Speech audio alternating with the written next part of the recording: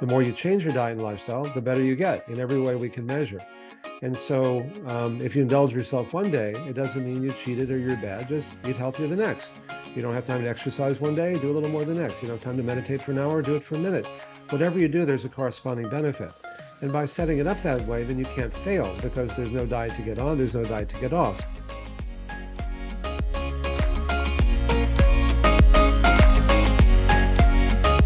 Welcome to the Good Clean Nutrition Podcast. I'm your host, Mary Purdy, integrative dietitian and nutrition educator. Joining us today is Dr. Dean Ornish, a physician and researcher and founder and president of the nonprofit Preventive Medicine Research Institute. He is also a clinical professor of medicine at the University of California, San Francisco, and the author of 7 books, all national bestsellers. In today's episode, we are talking all about the power of simple lifestyle changes to both optimize health and address and even prevent many chronic illnesses. Dr. Ornish has directed revolutionary research proving that lifestyle changes can often halt or reverse the progression of many of the most common and costly chronic diseases and potentially even begin reversing aging at a cellular level. That sounds good to me. Welcome, Dr. Ornish. Thank you, Mary. It's good to be here. So we have you here, and I've got to just ask you, when you are not out there preventing diseases and saving lives, what do you like to do? Oh, gosh. I like being with my friends and family most of all. I wrote a book years ago called Love and Survival back in 1998 that reviewed what were then hundreds and now literally tens of thousands of studies showing that the time that we spend with our friends and family is one of the most beneficial things that we can do to stay healthy, but it's also the most rewarding and joyful and loving and intimate. So anytime that if anything good came out of COVID, it was, I was traveling so much and now I can do so much of it like we're doing today by Zoom. So I just get to spend that much more time at home, which really makes me very happy. Excellent. That joy, that love. I know we'll be talking about that later in this program as well.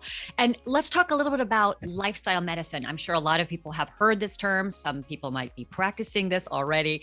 What does lifestyle medicine encapsulate, and how did you become interested and aware of the positive health effects of this?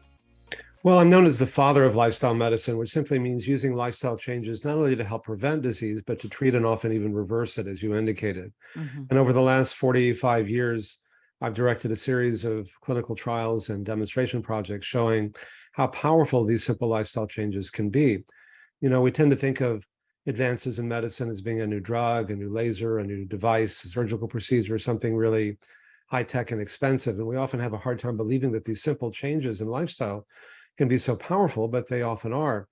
And I think our unique contribution has been using these high-tech, expensive, state-of-the-art scientific measures to prove how powerful these very simple and low-tech and low-cost interventions can be.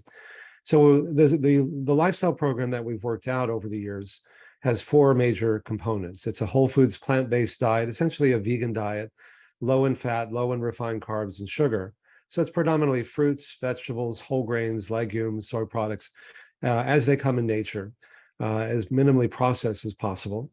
Moderate exercise, both aerobic and strength training, various yoga-based stress management techniques, stretching, breathing, meditation, and imagery techniques, and support groups, or to reduce it to its essence, to eat well, move more, stress less, and love more. And the more diseases we study, the more we realize how powerful these simple techniques are and how quickly we can measure improvements in ways that really matter. When you change your lifestyle, it changes your genes, turns on the genes that keep you healthy, turns off the genes that cause us to get sick. That was thought.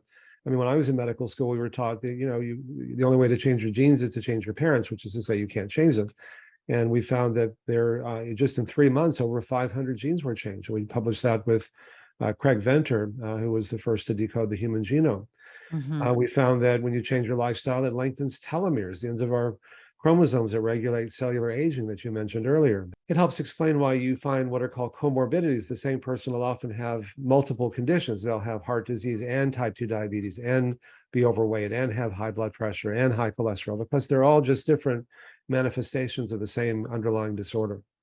So That was an amazing layout of all the incredible research that you've done, which is really proven to have such a profound impact on health. And I'm really understanding this lifestyle, these four pillars: the nutrition piece, the physical activity piece, the stress less piece, the love more piece, and the idea of changing genes, of lengthening telomeres, of being able to undo it, is just incredible. And ultimately, this underlying mechanism is really the same for all chronic diseases, or for the majority of chronic diseases that we're seeing in our society. I want to get down to some brass tacks here, because it's clear that the evidence is there. So how do we get people to put these kinds of things into play? If we're thinking about, let's say, nutrition, I mean, you mentioned mostly plant-based, low-fat diet, bordering potentially even on vegan. What's your philosophy around nutrition? Obviously, there's different cultural variation depending on whom we're talking to, but what are some of the basic dietary patterns you're recommending, or the types of foods that people should get into their diets? Well, it's not just what you exclude in your diet that's harmful, it's what you include that's beneficial. And as you Right. know, fruits and vegetables and whole grains and legumes and soy products have literally hundreds of thousands of substances that are protective, that have anti-cancer, anti-heart disease, even anti-aging properties, phytochemicals, bioflavonoids, carotenoids, retinols, isoflavones, genistein, lycopene, et cetera. And so the diet that I think is optimal for most people is a whole foods plant-based diet that's low in fat, low in sugar, and low in processed foods. Now, to prevent disease, you don't have to be as strict as you are to try to reverse it. Again, ounce of prevention, pound of cure. What matters most if you're just trying to stay healthy is your overall way of eating and living. So if you indulge yourself one day, it doesn't mean you cheated or you're bad. Just eat healthier the next. You know, the whole Yes. language of diet and behavioral change has this kind of Nurse Ratched, fascist, shaming, moralistic, demeaning, quality. Once you call foods good or bad, it's a very small step to saying I'm a bad person because I ate bad food. Even the language, I cheated on my diet, Right. and so I wrote a book before the Undo It book called The Spectrum, which was based on the finding in all of our studies that the more you change, the more you improve at any age. And I had thought incorrectly, as it turned out, that the younger people who had less severe disease would do better, but it didn't turn out to be true. It turned out the more you change your diet and lifestyle, the better you get in every way we can measure. And so if you indulge yourself one day, it doesn't mean you cheated or you're bad. Just eat healthier the next.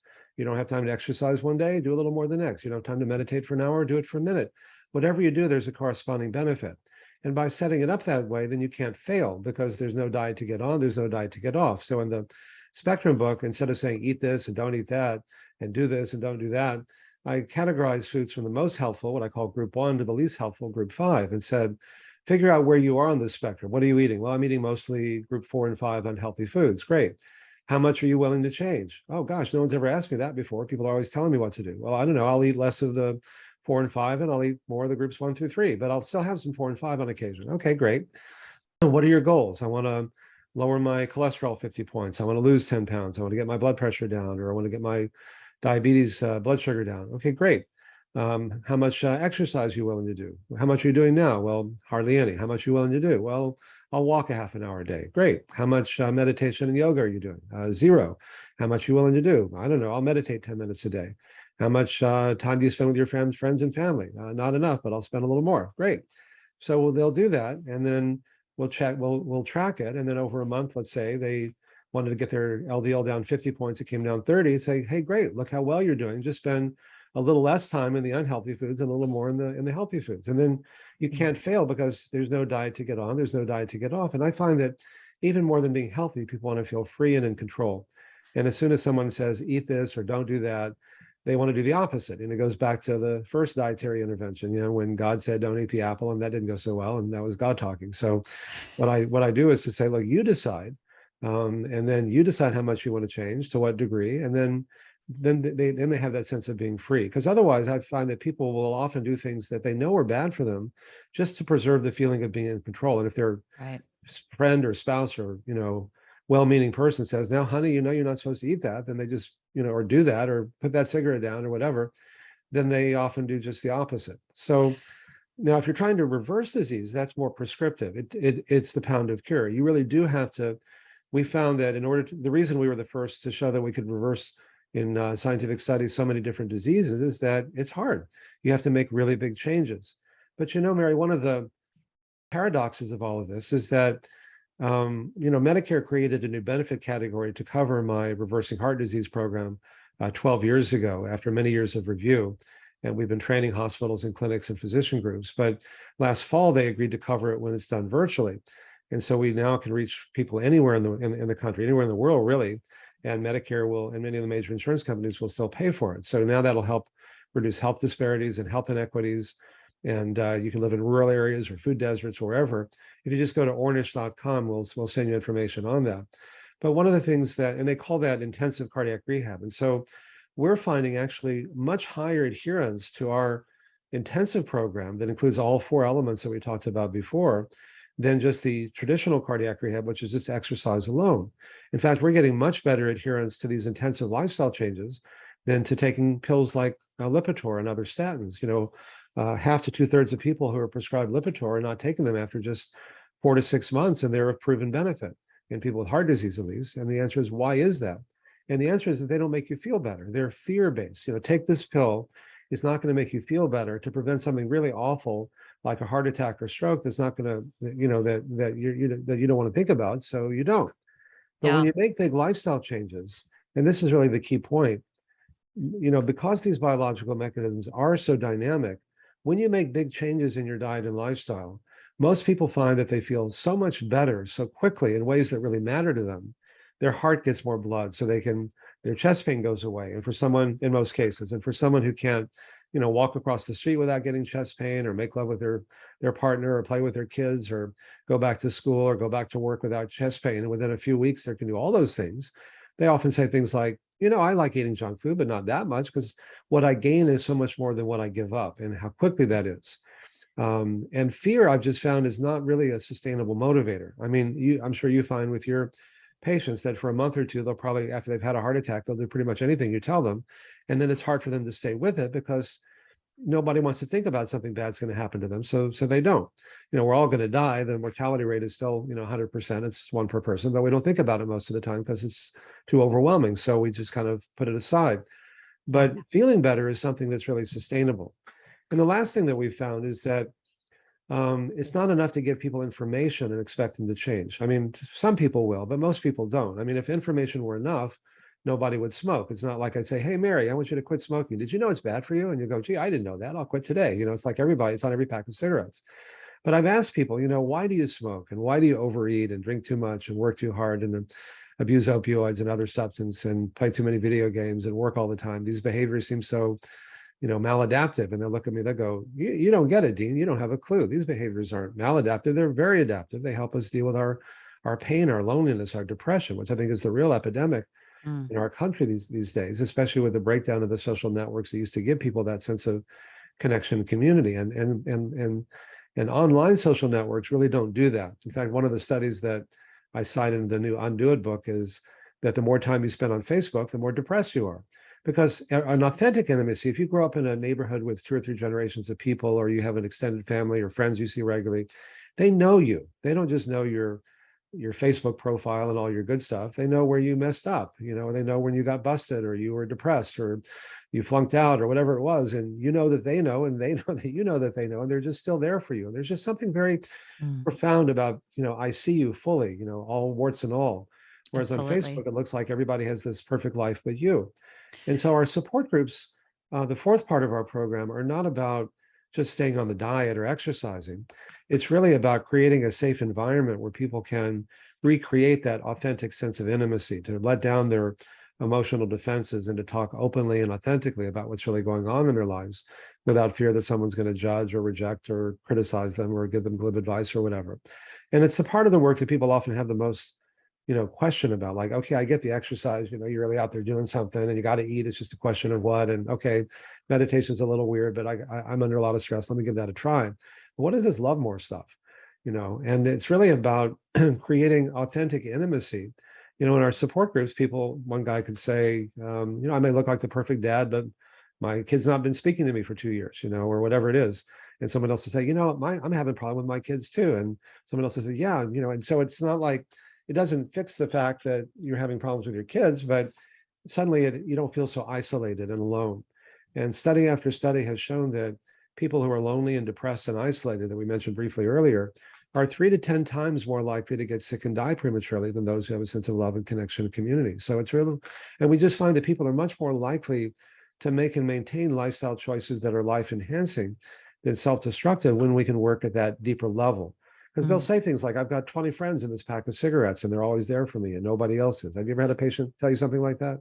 Absolutely. Yeah. And I Or think, go ahead. Yeah. or I'm sure you've had people say, when I get depressed, I eat a lot of fat, it coats my nerves and numbs the pain, or Right. food fills Right. the void, or alcohol numbs the pain, or opioids numb the pain, or video games numb the pain, or working all the time numbs the pain. And so when we work at the deeper level and help people use, for example, meditation to quiet down their mind and body and experience more of an inner sense of peace and joy and well-being, and have the intimacy that comes from the support groups and so on, that they're just more likely to make and maintain lifestyle choices that are life enhancing. And it's why we're finding that 94% of the people who go through our our reversing heart disease program that Medicare is paying for, it's 72 hours long, 94% of them finish it. Only, a fraction of that take their statins or to do traditional cardiac rehab, which is much easier, but it doesn't address all these different levels. And the changes aren't big enough for people to really experience them to that degree. Yeah, and what's Yeah. amazing is this idea of the feeling better is the motivator, and getting to these root causes as opposed to just addressing the symptoms. So it's never just about, oh gosh, I ate a tub of ice cream because I have no self-control. There's usually something much deeper. So getting to that root, it sounds like what you are really doing with people, and that co-collaboration, never telling people what to do. That has never worked for me. It's much more like, I'm going to lay out a bunch of vegetables. Which one do you think you could eat? Or how do you see yourself adding in extra vegetables or adding in that extra bit of sleep or stress reduction? So I absolutely concur that has been much more successful. Let's take a quick break to hear from our sponsor, Orgain. If you're a credentialed healthcare professional interested in free samples of Orgain products, special discounts to share with your patients, and access to a private Facebook group filled with your peers, you are invited to join Orgain's Healthcare Ambassador Program. Visit healthcare.orgain.com or download the Orgain Healthcare app today to request your account and get access to these exclusive benefits. Now, let's get back to our conversation with Dr. Ornish.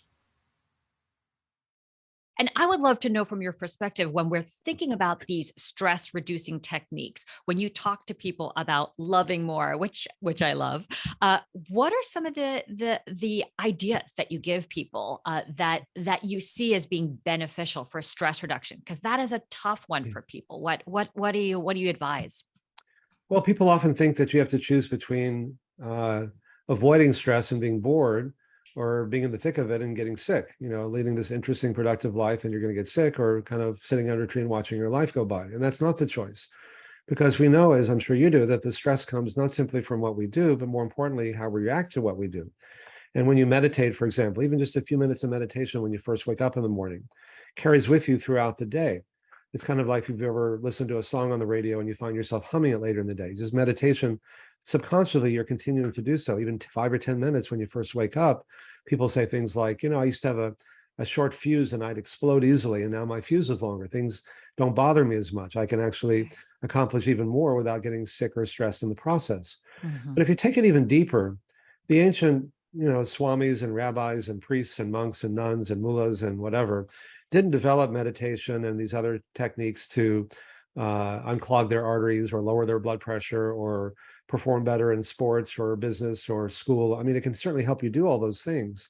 They're actually much more powerful than that. They actually quiet down our mind and body enough to experience more of an inner sense of peace and joy and well-being, and to realize that that's our natural state, is to be healthy and peaceful. And it's not something, our whole culture, and especially the advertising industry, teaches us you have to get peace and health from outside yourself. Take this pill, buy this product, then you'll be happy. And once you set up that view of the world, if only I had more whatever, usually more power, more beauty, more sex, more accomplishment, whatever, if only I had more blank, then I'd be happy, then I'd be healthy, then I'd be peaceful, then people would love me.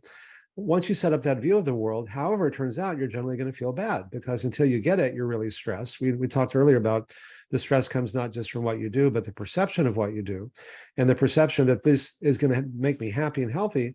Then the stresses go up, the stakes go way up. And so if I, until I get it, I'm stressed. If someone else gets it and I don't, then I'm really stressed. And it kind of reinforces this myth that we live in this very competitive, hostile, dog eat dog, zero-sum game world, that the more you get, the less there is for me, and you better get it, while you can. Kind of like the Miller beer kind of commercial, a way of approaching life. But even if we get it, it's very seductive in the moment, because it seems like, wow, this really does make me happy. I got it. Now I'm happy. But invariably, it doesn't last. It's soon followed by either now what? One of my patients said years ago, I can't even enjoy the view from the mountain I've climbed. I'm already looking over the next one. Or so what? Big deal. It doesn't really provide that lasting sense of meaning. And another patient said that the letdown that came, I thought if I just made $10,000 a year, that would do it. And then, well, maybe 20,000, and then it was always like chasing your shadow. It just always eludes you. And he said, I always made sure I had 10 projects going at the same time, because the letdown that came from accomplishing one of them, I could immediately shift my focus to the other.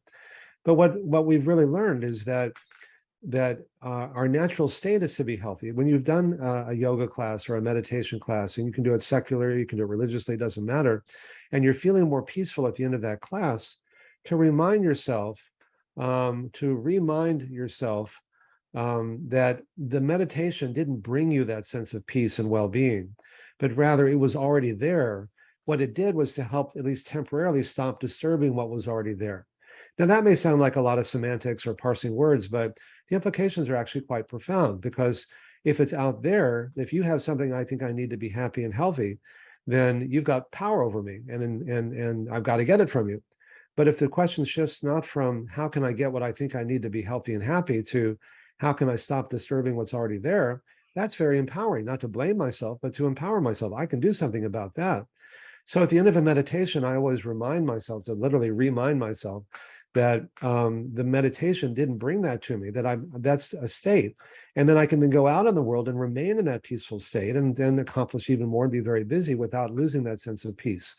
My spiritual teacher for many years was an ecumenical teacher named Swami Satchidananda, and he liked to make puns. And people say, "What are you, a Hindu?" He'd say, "No, I'm an undu," which is really where the title of my Undo It book came from, in homage to that. And the idea is that we're not getting these things, we're stopping disturbing what's already there. And that is a very empowering realization. The other thing that happens is when you meditate and you quiet down your mind, you can access your own inner Swami, your own inner teacher, your own inner spiritual guide, whatever name that. There's a still small voice within that in all spiritual traditions talk about, the voice that speaks very clearly, but very quietly. It gets drowned out by the chatter of everyday life. And I've learned I can actually, and anybody can engage in a dialogue with that. So these techniques may seem kind of weird or esoteric, but they're very practical and very powerful. I don't think they seem weird or esoteric at all. As you mentioned, this is a natural state of being, the idea of just being peaceful, of being healthy. That is the way that humans are meant to be in order to survive and live their lives. And so it's the things that we're doing that are taking us out of that balance that feels so core and fundamental to what it means to be human. And here are some techniques that you're providing that help to bring us back into that balance. So that's just an amazing way to begin to approach life. And for practitioners to begin to tell people, you don't have to do a complete 180. You can begin to add these things in a way that works for you, and you'll automatically start seeing changes, whether it's how you feel or the biomarkers that you're experiencing.